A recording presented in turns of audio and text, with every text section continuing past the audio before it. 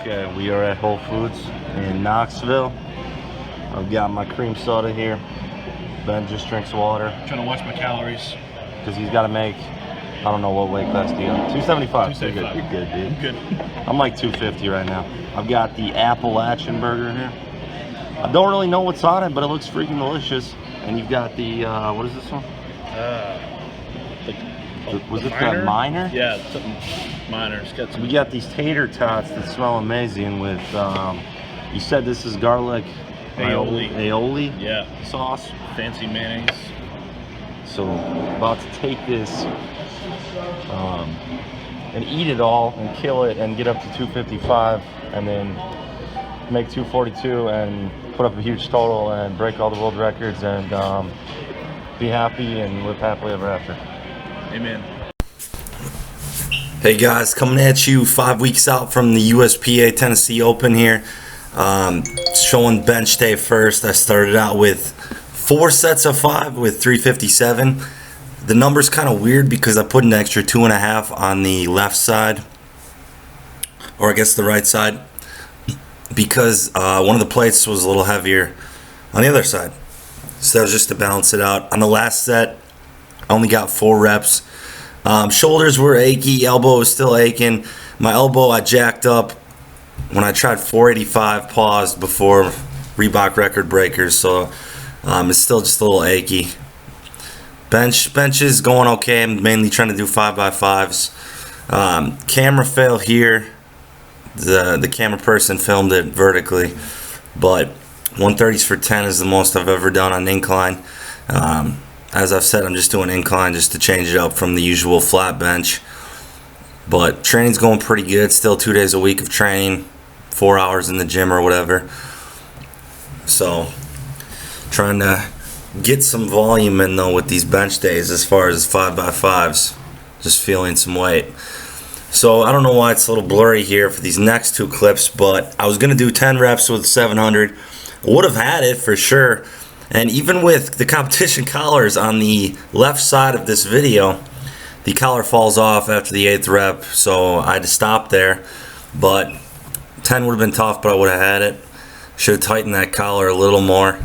Just trying to do some more volume here, guys, because when I came back from using the squat bar, the deadlift bar has really been throwing me off and my pull's been down because I haven't been focusing on hitting my hamstrings enough. I wasn't doing the back raises consistently and things like that. Wasn't getting enough volume in, so my deadlift has felt pretty weak, and I've got 4 weeks to turn it around and get it ready for the meet.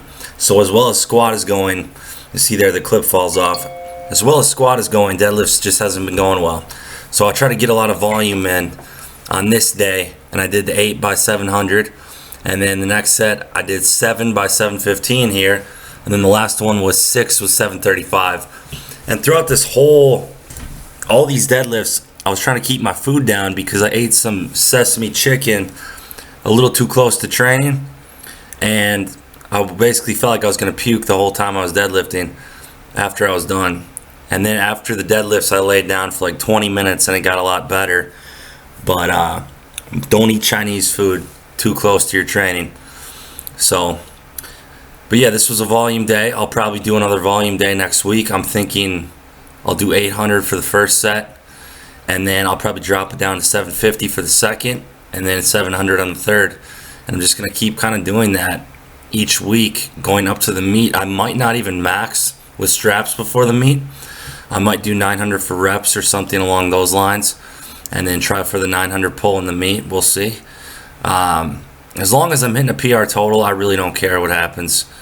I just want to keep that total going up. You know, if it goes up 50 pounds every meet, even better.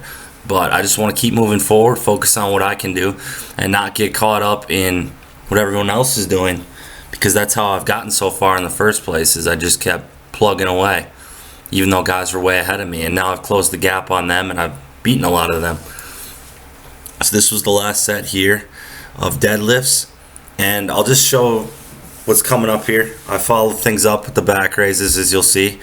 I'm not doing the isometric hold at the top anymore, just getting the reps in with heavier weight.